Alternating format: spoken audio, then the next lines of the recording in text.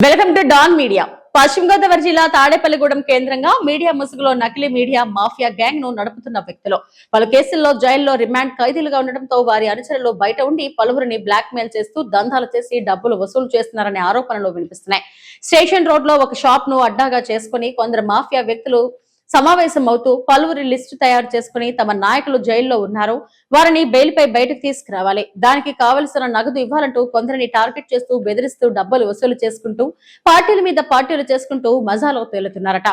వారితో పాటు ప్రభుత్వ నిఘా వ్యవస్థలో ఒకే చోట దీర్ఘకాలంగా పనిచేస్తున్న ఒక పోలీస్ కూడా లూచా యూట్యూబ్ ఛానల్ గ్యాంగ్ కు సహాయ సహకారాలు అందిస్తున్నట్లు సమాచారం. అలాగే వ్యభిచార గృహాల నిర్వహణలోను సెటిల్మెంట్ల నిర్వహణలోను బాగా ఆరితేరి రియల్ ఎస్టేట్ వ్యాపారం చేస్తున్న మరో హోమ్ గార్డ్ కూడా ఈ రచ్చ లూచా యూట్యూబ్ ఛానల్ గ్యాంగ్ తో ఉన్న సంబంధాల నేపథ్యంలో వారిని జైలు నుండి బయటకు తీసుకురావడానికి విశ్వ ప్రయత్నాలు చేస్తున్నాడని అంటున్నారు. లూచా రొచ్చు ఛానల్ గ్యాంగ్ లీడర్ తో పాటు వైసీపీ బాబాయ్ ముద్దల కొడుకు బహువీర్య పుత్రుడు పోరంబోకు గంజాయి శివగాడు బయటకు వచ్చిన తర్వాత కేసులు పెట్టిన వారితో పాటు వారు వెనుక ఉండి కేసులు పెట్టించిన వారి అంతు తేలుస్తామంటూ బెదిరిస్తున్నారని పెద్ద ఎత్తున ప్రచారం జరుగుతుంది.